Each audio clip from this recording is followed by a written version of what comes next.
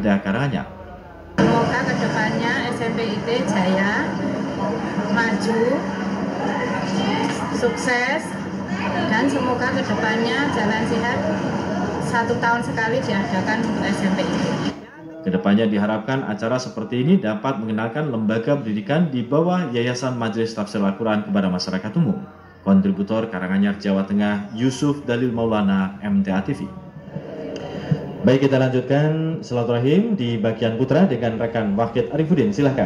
Baik, terima kasih rekan Miftah Al-Firdaus dan saudara pemirsa dimanapun Anda berada. Kita lanjutkan silaturahim kita di pagi hari ini dengan salah satu peserta yang datang dari Semarang. Assalamualaikum warahmatullahi wabarakatuh. Waalaikumsalam warahmatullahi wabarakatuh. Kabar sehat hari ini Bapak? Alhamdulillah sehat-sehat. Baik. Nama lengkap Bapak sebenarnya siapa ini?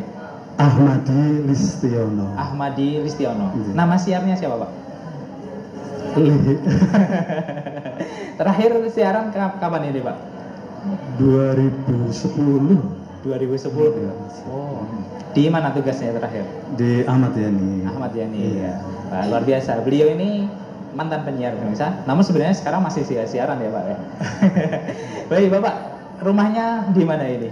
Di Gunung Pati Semarang. Gunung Pati Semarang. Iya. Memang asli dari Gunung Pati. Aslinya di Ambarawa. Di mana? Ambarawa. Oh, Ambarawa. Kalau di Gunung Patinya baru 8 tahun yang lalu. Kalau di Semarangnya dari tahun 90.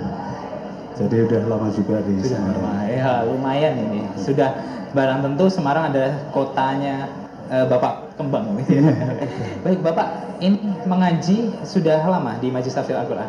Kalau mengaji ikut di ini majelis ini baru sebulan yang lalu. Oh, sebulan yang lalu. Iya, sebulan yang lalu dari awal November. Ya. Awal November. Dari mana kenalnya Bapak? Saya lihatnya dari televisi. Oh, yang digital ya, MTA TV? Iya ya, digital itu. Luar biasa. Yang saat itu Bapak menyimak apa ketika melihat MTA TV akhirnya tertarik untuk ikut kajian di sini? Waktu itu cuma sepintas saja kok ada pengajian gitu ya. Saya dengar juga sambil nyambi yang lain gitu di TV itu kan soalnya di rumah. Iya. Jam berapa saat itu? Waktu itu saya ingatnya malam, Oh, malam. pagi, terus selebihnya Ahad pagi. Oh, siaran ulang Jadi- Ahad pagi ya? Pak? Iya, jadi kalau Ahad pagi kan langsung gitu ya. Iya. Jam hari Terus Ahad. kalau tiap harinya itu jam 6 pagi sampai jam 8. Mhm. Terus kalau malam itu saya bisanya antara jam 7 sampai ke atas. Ah, ya. Ya, baik. Mendengar dan menyimak MTA TV apa juga bulan yang lalu? Kalau menyimaknya udah lama, saya udah 2 tahun yang lalu. Oh, 2 tahun yang lalu. Ya, terus tahu kalau di tempat saya ada cabang, itu pun juga kebetulan saya nggak nyari, saya jalan-jalan bersepeda, kok ada MTA gitu. Mhm. Terus saya lihat apa MTA yang di TV itu, terus saya memberikan diri untuk menuju MTA. Iya. Kok cuma lapangan kayak gini, tak lihat cari-cari sekretariatnya kok nggak ada. Pas tutup ya saat itu? Ya tutup mestinya jam pagi. Oh, pagi. Nggak Jam ada berapa, Pak? kegiatan. Saya lari-lari bersepeda itu pagi jam 6. Oh jam ya, yang 7. tugas belum datang itu berarti. Iya mungkin. Ya. Ya, baik. Ternyata dari rumah Bapak ke majelisnya tidak jauh ya. Ya 10 menitan lah. 10 menit, Ya, dekat ya, Pak, Iya ya? dekat, cuma kalau kita nggak jalan-jalan juga nggak tahu. Tapi dalam waktu 2 tahun itu Bapak juga baru tahunya MTA yang ada di dekat rumah Bapak itu ya pada saat itu. Iya betul. Jadi Sebelum-sebelumnya tidak pernah melihat papan namanya aja. enggak, soalnya papan namanya kecil aja gitu. Itu pun nebeng di pohon kelihatannya itu. Iya. Nah, terus sekarang udah ada tiangnya sendiri. Ya, karena akhirnya dipermudah oleh Allah Bapak melihat plakat itu. Iya betul. Nah, Ya. iya. Lantas kapan? Apakah pada saat itu Bapak menunggu saudara yang di cabang itu ada atau dari lain Bapak datang lagi ke cabang? Saya nyari informasi yang terdekat di MTA itu, yang suatu tahu itu MTA-nya cuma panah tok gitu. Iya. Terus nyari orang yang bisa ditanya. Kebetulan di sebelahnya itu ada warung dan nanya, Pak, ini MTA apa ya? Iya, gimana? Kok nggak ada kegiatannya, nggak ada sekretariatnya di mana ya Pak ya? oh saya juga nggak tahu, bapak juga belum ke situ. Oh, belum tahu juga ya. Terus akhirnya nanya kegiatannya hari apa aja ya. Sepertinya hari Rabu malam Kamis. Coba aja sama saya itu jam berapa Pak? Ya habis Isya gitu. Terus saya lain waktu, lain hari datang malam Kamis itu. Iya. Terus akhirnya bener kok banyak motor, banyak kendaraan gitu. Ada yang ngampirin, oh iya bener Pak, ini NTA gitu. Oh yang bisa ngikut ya, ya. Oh bisa ngikut mau kita sekarang aja, udah lain waktu aja besok gitu. Akhirnya tahu, berikutnya minggu berikutnya saya datang lagi. Iya. Langsung. Alhamdulillah, baik. Berarti ketika pertama datang memang pada saat itu belum ada kegiatan ya. Iya, betul. Akhirnya datang lain hari Kamis malam, Iya. pas ada kegiatan Iya. dan minggu depannya Bapak langsung ikut ngaji. Iya di sana. gitu. Tanggapan dari saudara-saudara yang ikut mengaji pada saat itu bagaimana Bapak? Sangat-sangat hangat ya. Hangat. Welcome semua. Jadi begitu datang salam. Terus saya lihat juga, oh ini baru ya. Terus hangat lah gitu. Responsif semua. Tidak ada diskriminasi ya Pak ya, karena Bapak orang baru di sana ya? Iya nggak ada. Jadi tempatnya pun juga saya tinggal masuk, nyari sendiri gitu aja. Alhamdulillah. Dan mendapatkan sambatan yang bagus dari saudara-saudara yang ada di sana. Iya. Baik, Bapak kan mendengar televisi, mendengarkan radio, kemudian menyimak televisi kan kurang lebih 2 tahun ini ya. Iya betul. Yang dirasakan Bapak, apa yang membuat Bapak berbeda dengan yang dahulu dan sekarang? Nah kalau saya, setahunya saya itu orang Muslim, mukmin, Muslimah, orang Islam itu pegangan cuma 2 ya, Al-Quran dan Al-Hadis gitu. Terus saya dengar, saya lihat, saya pahami waktu ngajinya yang saya nyambi-nyambi itu kok masuk semua, dalam artian kok benar-benar menerangi saya Ya. gitu. Oh ini berarti yang saya maksud. Dari dulu memang pengen gitu, kok yang ahli sunnah wal jamaah, Al-Quran dan hadis. Nah itu saya tertariknya di situ. Sebelumnya memang Bapak juga sudah fokus mengaji agama Islam? Belum. Oh belum.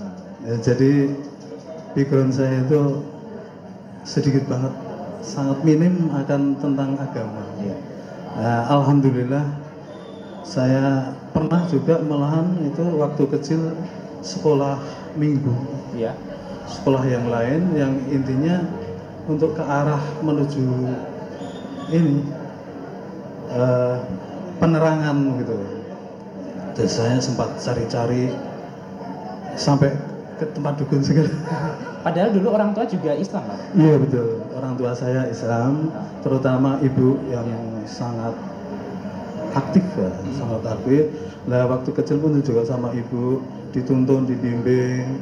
Terus saya nggak taunya ada macam itu, teman-teman banyak kan yang pengen ini, pengen itu, akhirnya juga ikut-ikutan aja gitu. Iya. Alhamdulillahnya itu nggak sempat dibaiat. Oh iya. Gitu. Kalau yang teman lain sempat baiat, banyak yang Bapak pada saat itu lari atau seperti apa? bukan lari. Ya alhamdulillah, cuma kok nggak ada yang mendorong saya untuk ikut, nggak ada yang ngajak aja, tapi kok saya kayak udah segini aja gitu. Salah satu pertolongan oleh Allah ya? Nah itu, saya merasakannya gitu. Itu belum lama ini atau sudah beberapa tahun yang lalu, Pak? Oh itu waktu saya cerita tadi, waktu masih Masih kecil, kecil, gitu. ya. Nah, terus lebihnya udah besar, udah agak dolor lah gitu. SMP udah baru tahu. SMP pun saya bukannya di negeri atau di Islam lebih-lebih gitu, di swasta berbasis. Iya, Nah, itu. ajaran yang lain ya? Yang lain itu untungnya juga Selamat. enggak, untungnya teman-teman banyak yang sampai dibayar Bayar. gitu. Oh alhamdulillah, tolongan Allah. Ya, Pak sudah fokus di ajaran Islamnya. Baik. Iya, Luar biasa. Ini alhamdulillah. kalau Bapak rasakan yang membuat Bapak kuat tetap meneguhkan dan menjaga hati dalam Islam itu apa? Lingkungan atau ada keluarga? Kalau lingkungan yang sekarang sangat mendukung. Kalau waktu saya dari kecil sampai gede itu nggak ada mendukung. Ya cuma itu aja tadi. saya beruntung banget Iya. diselamatkan gitu. Luar Soalnya banyak cobaan. Baik, banyak yang sebenarnya ingin kita obrolkan, namun terakhir mungkin ada pesan bahwa dari Bapak untuk saudara-saudara kita yang saat ini sudah mengaji lama dan tentu supaya bisa selalu istiqomah dan selalu bisa mengamalkan hasil ngajinya. Apalagi Bapak juga kan ya, silakan. Monggo bagi teman-teman semuanya yang sudah benar-benar di jalan Allah itu Islam, untuk dapat istiqomah, untuk dapat selalu belajar mencari ilmu semampunya, seteruslah, hingga sampai berhenti sampai di nanti kita dipanggil. Jadi mencari ilmu di ini pengajian harus selalu rutin. Mudah-mudahan semua kuat sama istiqomah terus. Baik, Ya, gitu terima kasih Bapak, semoga sehat selalu ya. Amin. Jumpa lagi di kegiatan yang lain ya Pak ya. Amin. Assalamualaikum warahmatullahi wabarakatuh. Waalaikumsalam warahmatullahi wabarakatuh. Baik, saudaraku pemirsa, demikian tadi silaturahim kita dengan salah satu peserta yang datang dari Semarang. Kembali ke rekan Miftah. Baik, terima kasih rekan Wahid Arifuddin, pemirsa MTA TV di manapun Anda berada. Tentu kami informasikan untuk Anda yang saat ini menyimak tayangan hari ini melalui TV digital. Anda bisa menyimaknya, yang bisa menyimak di area wilayah Jateng 1, diantaranya adalah Kota Semarang, Kota Salatiga, Kabupaten Semarang, Kabupaten Demak, Kabupaten Kudus, Kabupaten Grobogan, Kabupaten Sragen, Kabupaten Boyolali. Anda bisa menyimak tayang saat ini adalah pengajian Ahad pagi bersama pimpinan MTA Pusat Ustadz Nur Khalid Saifullah LC MHum.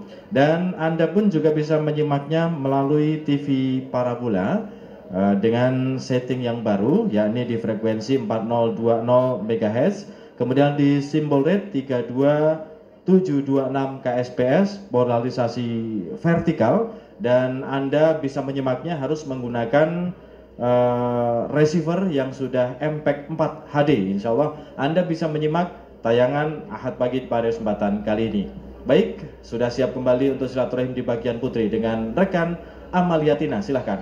Ya, baik. Terima kasih rekan Miftah Al-Firdaus. Ini pemirsa dan juga pendengar, kembali lagi dalam silaturahim kajian Ahad pagi di bagian putri. Ini saya sudah bersama dua orang anak-anak ganteng dan juga uminya. Ini kita sapa terlebih dahulu. Assalamualaikum warahmatullahi wabarakatuh. Waalaikumsalam warahmatullahi wabarakatuh.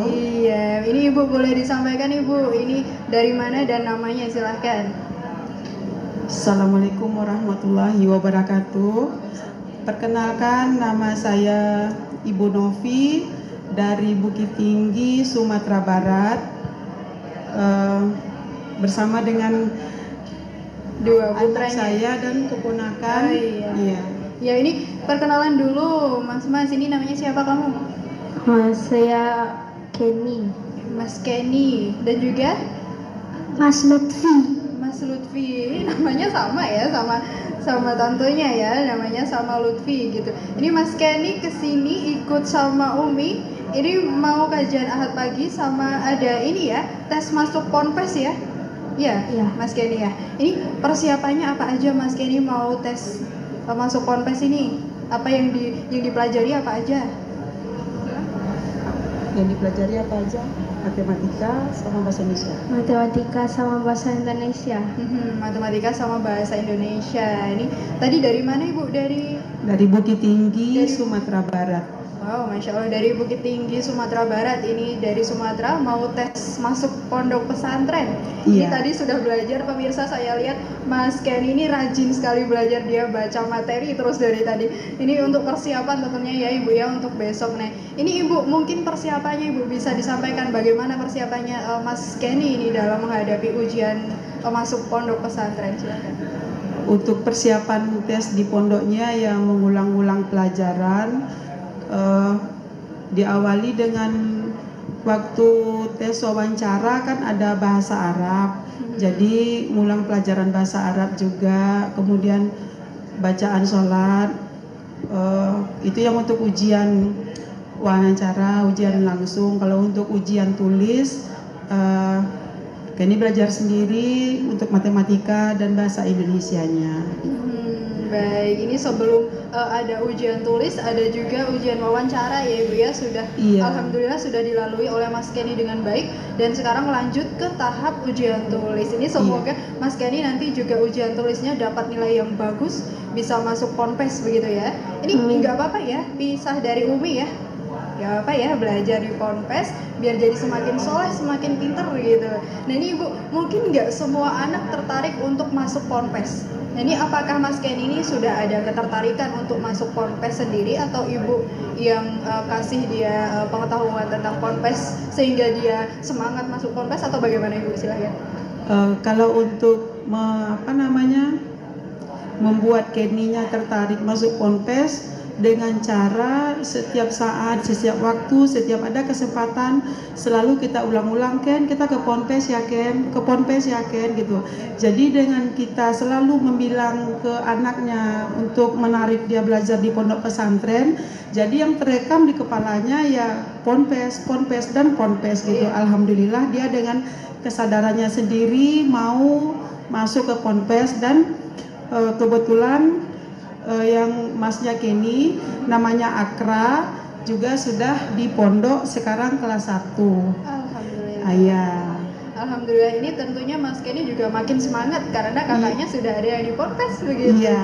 Jadi di Solo nggak sendiri lah ya Mas. Di Solo nggak Kenny sendiri. Kemudian yang masnya yang pertama Aufa juga di sini, Nisa juga di sini. Jadi semua putranya empat-empatnya di sini. Wow, alhamdulillah. Ya, kemudian untuk Lutfi dibawa ke sini, semoga juga nanti tertarik untuk masuk Ponpes gitu. Iya. Kalau Mas Lutfi sekarang kelas berapa?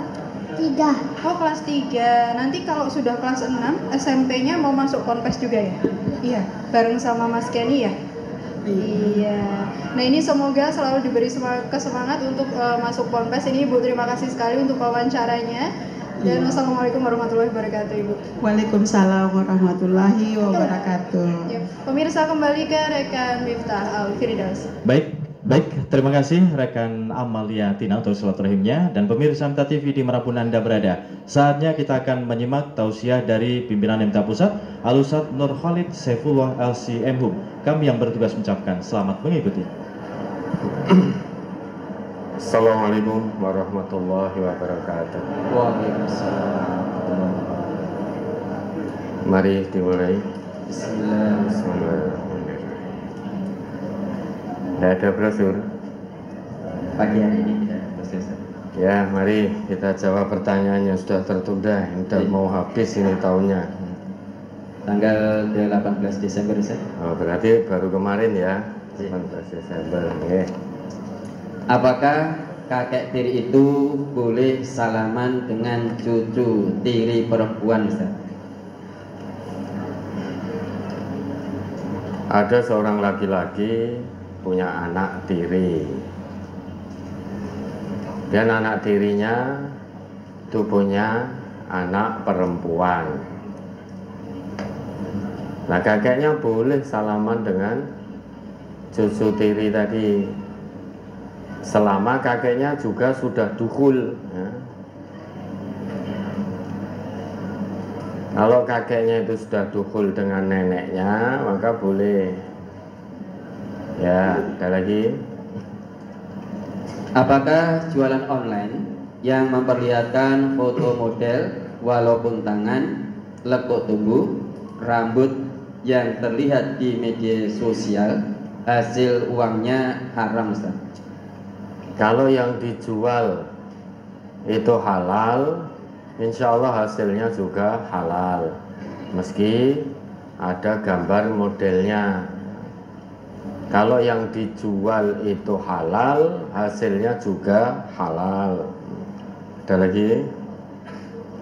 Setelah sholat subuh di masjid, kemudian membaca Quran sampai menjelang matahari hampir sepenggalan, apakah ada hadisnya Ustaz?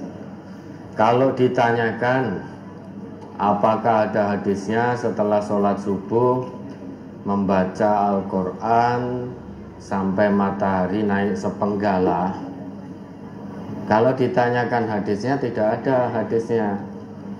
Namun melakukan yang demikian itu juga baik, Karena Al-Quran itu baik dibaca kapanpun juga ya. Dibaca di waktu apapun baik. Kalau ditanyakan hadisnya yang seperti itu, tidak ada hadisnya. Bukan berarti tidak boleh. Mau baca Quran sesudah sholat subuh boleh. Mau habis duha bagus juga. Kapanpun dibaca bagus. Ini pertanyaannya hanya tanya apa ya maca Qur'ane? Diwaca apa ora? Nah, sekarang itu baca media sosial saja kuat berjam-jam kok sekarang kok. Baca Quran 5 menit, 10 menit ngono ki wis do rasa-rasen. Sudah ngantuk, selah enek perlulah, selah ini. Tapi kalau media sosial bisa berjam-jam, berselancar di dunia maya bisa berjam-jam. Ya mungkin satu hari itu ada 24 jam untuk di dunia mayanya berapa jam kan itu. Bangun tidur aja yang digerayai ya HP. Baru bangun ini langsung gerayak-gerayak HP.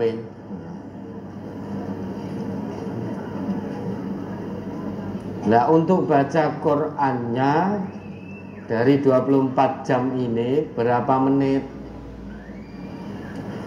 Nah kita akan tanyakan ke nurani kita. Satu hari ada 24 jam. Untuk baca berita-berita di internet berapa jam? Untuk bermedia sosial berapa jam? Dan tidak ada rasa malas.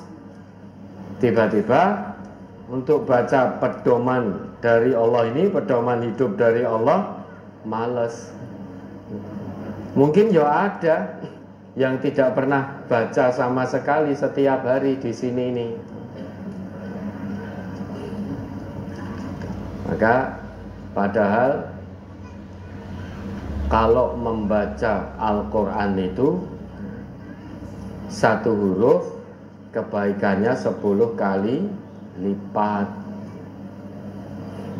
Nek baca media sosial nggak ada satu huruf kebaikannya 10 kali lipat, itu nggak ada. Ya tanyakan nuraninya masing-masing. Jadi kalau bertanya jangan hanya bertanya, ya juga dijalankan. Baca Quran ini yang semangat gitu loh. Katanya mau selamat dunia dan akhirat. Tapi interaksi dengan Al-Quran kok jadi males. Kok ada perasaan yang sangat membosankan. Maka harus dilawan. Mbok males sih nek baca media sosial gitu loh, ada perasaan males. Ini kamu kok nggak bermedia sosial loh, males aku. Mbok gitu. Dan yang menyelamatkan kita itu dunia akhirat, itu petunjuk yang ada di dalam Al-Quran. Ya, ditingkatkan lagi semangatnya untuk interaksi dengan Al-Quran. Ya kiroahnya, ya tilawahnya, itu ditingkatkan lagi. Ada lagi? Dalam sholat, ketika sujud terakhir dipanjangkan atau dibikin lama karena ditambahin doa. Ya Allah, berilah rahmat kepadaku. Ya Allah, berikanlah karunia kepadaku. Apakah ada tuntunannya, Ustaz? Boleh. Nabi kita pernah bersabda, ada itu tuntunannya. Aqrabu ma yakunul 'abdu min rabbih wa huwa sajidun. Fa'aktsirud du'a. Sedekat-dekat seorang hamba dengan Rabb-nya, yaitu dengan Allah, saat dia sujud. Oleh karenanya fa'aksirud du'a, perbanyaklah berdoa ketika sujud. Namun jika bapak-bapak atau ibu-ibu ya jadi imam, kalau memang ibu-ibu jamaahnya wanita semua, boleh ibu-ibu jadi imam. Kalau jadi imam itu yang bijaksana. Pas sujud dungu nanti setengah jam, itu imam yang tidak bijaksana. Karena kondisi makmum itu berbeda-beda kekuatannya. Ada yang sudah sepuh, ada yang sedang sakit. Kalau kemudian sujud berdoa sangat lama sekali, ya itu tidak bijaksana. Nah, ketika kita sholat sendiri, misal di sholat-sholat sunnah misalkan, ketika sujud monggo, mau berdoa 1 jam boleh itu. Fa'aksirud doa, perbanyak sujud. Perbanyak doa di waktu sujud. Karena posisi seorang hamba yang paling dekat dengan Allah saat sujud. Itu menurut Nabi. Ya, ada tuntunannya, bagus itu dilakukan. Tapi biasanya nek lagi butuh, lagi kelingan, baru ingat Allah, baru menghadapi kesulitan hidup, entah sakit, entah terlilit hutang, entah di PHK,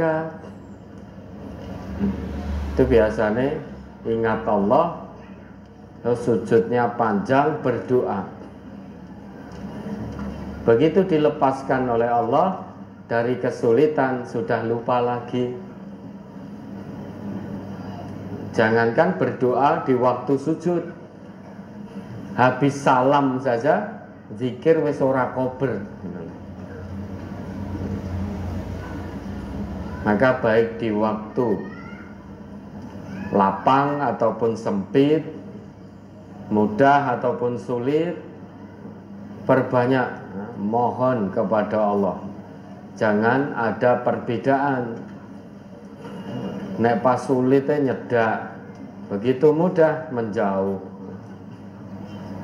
Ya, ada lagi. Ketika membaca Al-Quran, ada anjuran dalam keadaan suci atau habis wudhu, berpakaian yang rapi, menghadap kiblat. Itu termasuk mengada-adakan apa tidak, Ustaz? Ya, mengadakan anjuran itu. Ya, mengada-ngadakan anjuran itu. Ya, ada lagi. Orang tua ibu saya anaknya 7. Kemudian adik perempuan ibu saya yang nomor 2 meninggal, mempunyai 2 orang anak laki dan perempuan. Sebelum kakek dan nenek meninggal, suami dari bule yang meninggal tersebut menikahi adik dari ibu saya yang satunya lagi dan mempunyai 4 anak. Oleh kakek dan nenek, mereka diberi pekarangan 2 bagian. Satu bule yang meninggal, satunya untuk bule yang dinikahi kakak iparnya tadi. Sekarang setelah anak dari bule yang telah meninggal tadi bertanya, mana bagian warisan ibu saya? Karena bagian tanah sawah oleh simbah tidak diberi. Kemudian oleh Pak Lek saya diberi kira-kira 50 meter persegi, tetapi masih kurang terima. Pak Lek bilang katanya seorang anak yang meninggal lebih dahulu daripada orang tuanya itu tidak mendapat warisan, cuma pemberian atau hibah. Nah, yang dikatakan paman saya tersebut benar apa salah, Ustaz? Orang yang sudah meninggal itu sudah tidak butuh harta. maka ya tidak diberi warisan ataupun hibah. Warisan atau hibah itu bagi yang masih hidup. Maka kalau anak sudah meninggal dunia, orang tuanya masih hidup, justru orang tuanya itu berhak mendapat warisan dari harta yang ditinggalkan oleh anak tadi. Pak Lek tadi itu sudah bagus, memberi dua anak tadi dari istri yang meninggal tadi, ya, sebidang sawah 50 tanah 50 meter ya. Iya, 50 meter. Ya, itu sudah bagus. Kenapa? Karena ibunya sudah meninggal, maka tidak berhak mendapat warisan atau hibah. Tapi karena ingin menjalin hubungan kekerabatan, biar tidak ada padudon, tidak ada seling surup, kebaikan Pak Lek tadi memberi tanah 50 meter. Itu sudah bagus, jadi ora dikei ora apa-apa. Tapi karena menjalin hubungan kekerabatan, persaudaraan, maka dikasih. Nah kok terus kemudian jaluk reno-reno nekoke warisane ibuke gimana? Wong ibunya sudah meninggal. Meninggal terlebih dahulu daripada bapak ibunya. Artinya ibu si anak tadi meninggal terlebih dahulu daripada kakek dan neneknya. Maka yang meninggal sudah tidak butuh harta, tidak berhak terhadap warisan maupun hibah, karena warisan hibah itu bagi yang masih hidup. Wadene kemudian Pak Lek tadi memberi, itu bagus. Hubungan kekerabatan tetap terjalin. Karena banyak kejadian gara-gara rebutan bondo yang sudah ditinggal mati, hubungan persaudaraan menjadi kacau. Saudara kandung bahkan ada yang saling bacok, kan begitu. Kakak dan adik kandung saling bertikai. Bahkan ada pula anak yang melaporkan orang tuanya menggoro-goro anaknya pengen menguasai rumah orang tuanya. Ya alhamdulillah, di tengah-tengah keluarga kita tidak terjadi hal seperti ini. Kenapa kok tidak terjadi? Karena mudeng, karena ngaji. Hal yang seperti itu, rebutan ini sampai padudon, itu tidak dibenarkan. Nah itu bagus, Pak Leknya sudah bagus ya. Sebetulnya tidak memberi juga tidak apa-apa, tapi Pak Lek berinisiatif memberi karena masih menjalin hubungan kekerabatan. Ada lagi? Saya memelihara kucing, perkembangannya sangat cepat. Untuk mengendalikan perkembangan kucing tadi, bolehkah saya mengkebiri atau mensterilkan kucing tersebut, Ustaz? Boleh. Mensterilkan kucing boleh. Tapi mensterilkan manusia tanpa alasan yang dibenarkan oleh syariat itu tidak boleh. Ya, ada lagi. Mohon penjelasan tentang haram dan halalnya budidaya katak jika dijual belikan atau dikonsumsi sendiri berdasarkan Al-Quran dan As-Sunnah.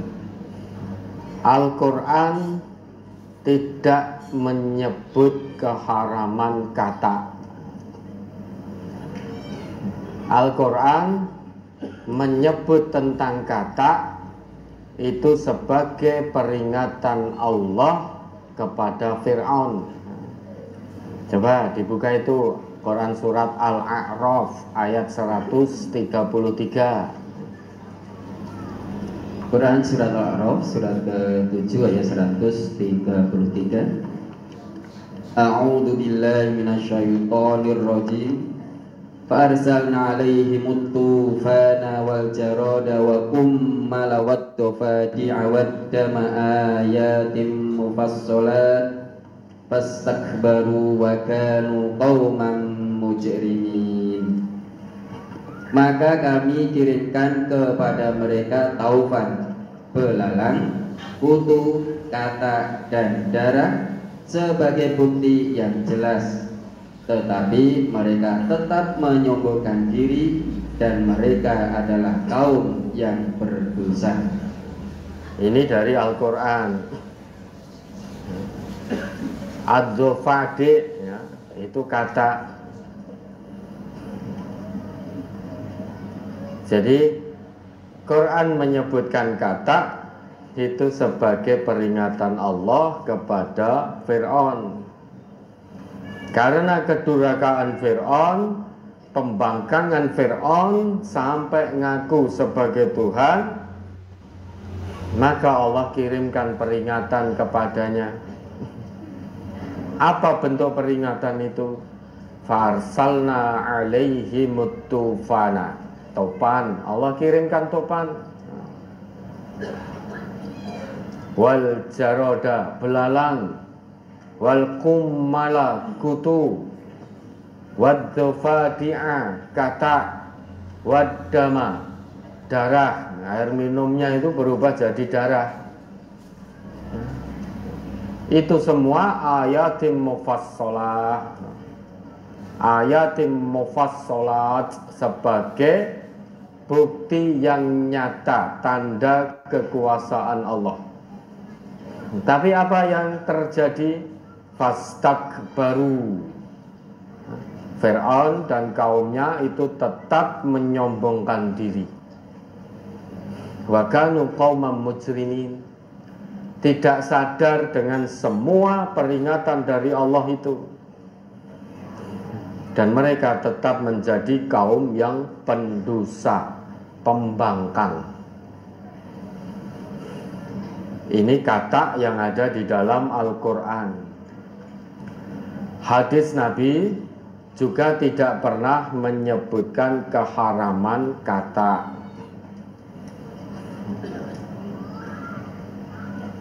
Ada hadis yang menyebut bahwa dahulu Nabi melarang kaum muslimin membunuh kata, karena katanya dijadikan campuran untuk obat. Itu dilarang oleh Nabi.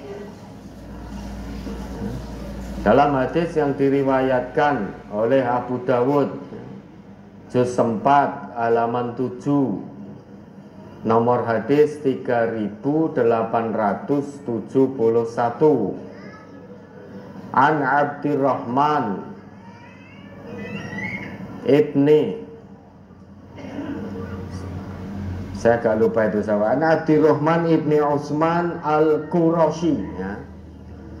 An Abdurrahman ibni Utsman al-Qurashi, anna tabiban sa'alan nabiyya sallallahu alaihi wasallam an dhifda'in yaj'aluha fi dawa'in, fanahahun nabi sallallahu alaihi wasallam an qatliha. Dari Abdurrahman bin Utsman al-Qurashi, bahwasanya dahulu ada seorang tabib bertanya kepada Nabi tentang kata yang dia gunakan untuk ramuan atau campuran ramuan obat. Kemudian Nabi melarang kaum muslimin untuk membunuh katak. Lah dari sini ada sebagian yang berpendapat bahwa katak itu haram. Kenapa? Meski tidak ada hadis dari Nabi yang menjelaskan keharaman katak, namun jika seseorang itu mau memakan katak, pasti akan dibunuh dulu. Nah dari situ ada yang berpendapat katak itu haram. Tetapi hadis ini larangan dari Nabi untuk membunuh katak biar tidak dijadikan campuran obat. Maka itu tugas Bapak Ibu yang diberi ilmu oleh Allah, lakukan penelitian. Kalau katak itu dijadikan campuran dalam ramuan obat, jadi dicampur dengan obat-obatan, hasilnya bagaimana? Apakah membahayakan bagi tubuh atau tidak? Kan itu. Karena larangan membunuh katak di sini oleh Nabi, pada waktu itu ada seorang tabib itu menggunakan katak sebagai campuran ramuan obat-obatan. Bisa jadi larangan Nabi ini karena membahayakan kalau katak itu dicampur dengan sebagai bahan campuran ramuan obat-obatan. Maka Nabi melarang. Tujuannya apa? Biar tidak dijadikan campuran ramuan obat-obatan, bukan mengharamkan. Ya, ada lagi. Tanggal 25. WhatsApp atau WA merupakan perkembangan teknologi dalam mengirim atau menerima pesan dalam bentuk tulisan. Bahkan pesan suara bisa dikirim. Lebih canggihnya lagi dapat mengirim video ceramah. Hanya saja di aplikasi WA tersebut bisa dirubah pengaturannya sehingga pesan seolah-olah tidak dibaca atau dibuka. Padahal di dalam pesan tersebut ada kewajiban dan hak-hak sesama muslim untuk ditunaikan. Misalnya ucapan salam, informasi, bahkan hal untuk saling nasihat menasihati dalam kebaikan. Yang ingin saya tanyakan, dirubahnya pengaturan tersebut apakah perbuatan sombong dan mengabaikan orang lain? Dan apabila di grup WA jika ada orang yang mengucapkan salam atau memberi informasi saudara yang sakit, apakah hal itu dibenarkan agama? Mohon tausiahnya tentang perbuatan tersebut supaya kita bisa betul-betul mengamalkan apa yang sudah kita pahami dari Al-Quran dan Sunnah Rasulullah SAW. Sebab masih ada saudara ngaji kita yang mungkin lalai akan hak dan kewajiban saudara muslim, apalagi sesama saudara ngaji, Ustaz. WA itu kan hanya sebagai alat komunikasi. Maka boleh mengirim kabar saudaranya yang sedang sakit, memohonkan doa saudaranya yang sedang sakit, itu boleh. Adapun yang punya HP itu merubah pengaturan yang ada di HP-nya, itu haknya yang punya HP. Maka sah-sah saja. Yang punya HP merubah pengaturan sehingga panjenengan WA itu orang muncul biru-biru nih, padahal sudah dibaca. Yaitu haknya yang punya HP, boleh-boleh saja. Panjenengan tidak perlu suudzon. Kowe iki mesti wis diwaca ning ora gelem bales anyel karo aku iki. Ndak perlu suudzon. Kedepankan husnudzon.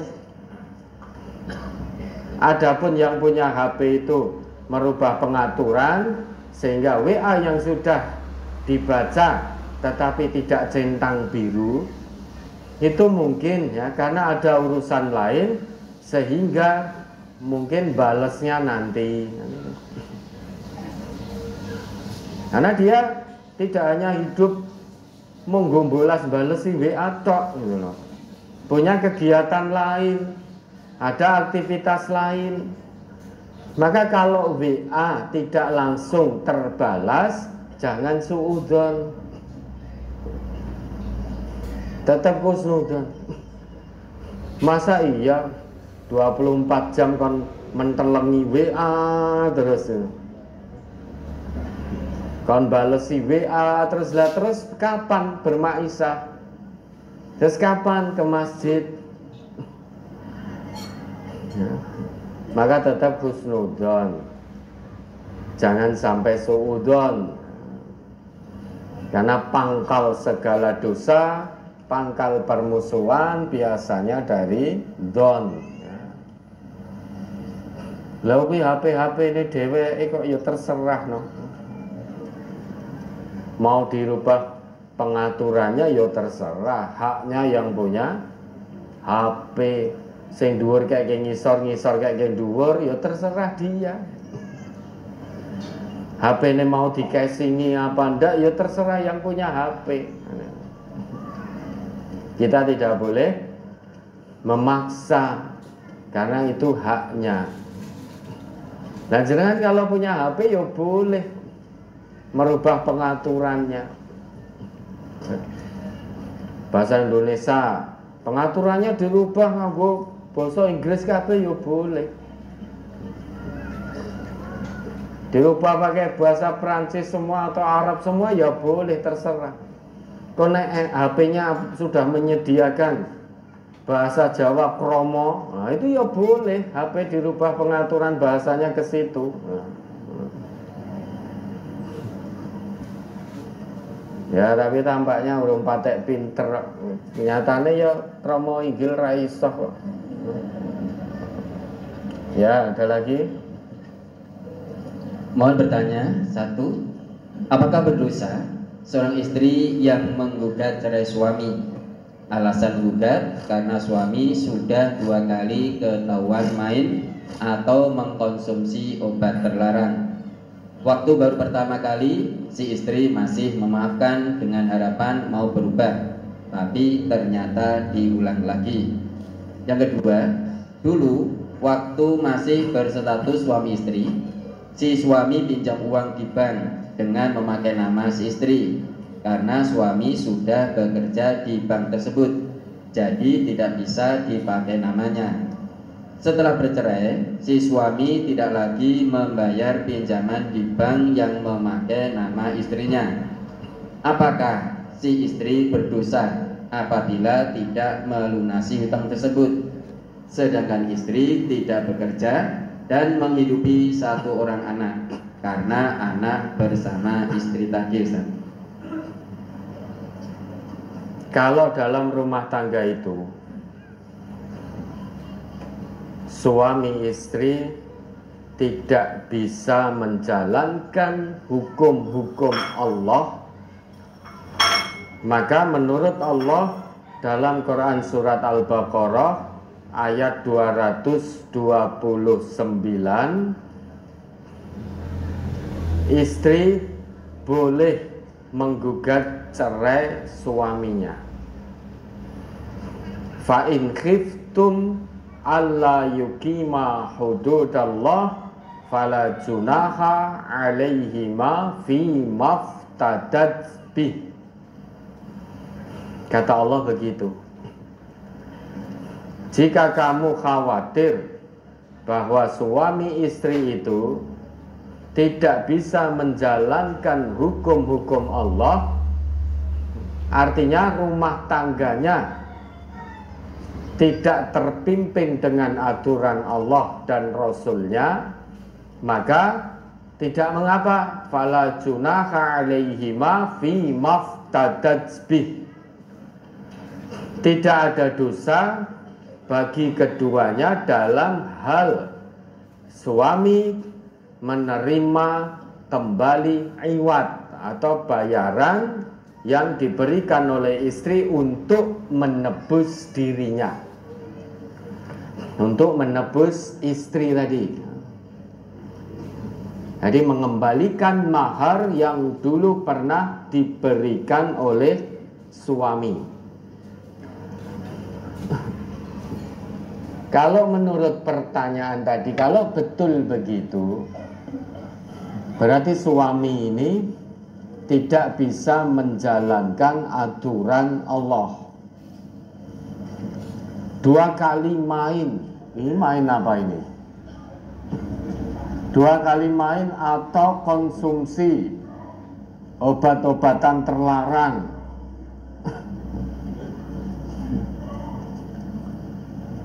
Jadi mengkonsumsi obat-obatan terlarang. Jangankan dilihat dari sudut pandang agama, dilihat dari sudut pandang hukum yang ada di negeri kita ini saja, itu sudah pelanggaran. Apalagi dilihat dari sudut pandang Islam. Jelas dosa besar. Dan itu perbuatan setan, fajtanibuh. Yang namanya khamr, kemudian judi, kemudian mengundi nasib dengan anak panah, kemudian sesajen. Itu semuanya merupakan perbuatan setan. Maka jauhilah semua bentuk perbuatan itu. Kata Allah begitu. Nah, ini berarti suaminya setan. Jadi koncone setan. Ya, karena suka konsumsi obat-obatan terlarang. Maka kalau tidak tobat nasuha, tidak mau menghentikan semua kegiatan haramnya itu, boleh ibu gugat cerai. Tidak ada dosa bagi ibu untuk gugat cerai, karena alasannya dibenarkan oleh agama. Makanya kalau ini orang Islam, ya ini pelajaran untuk kita semua. Kita sebagai muslim itu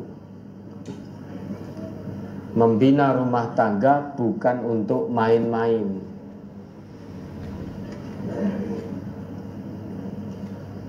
Bukan untuk cengengesan membina rumah tangga itu.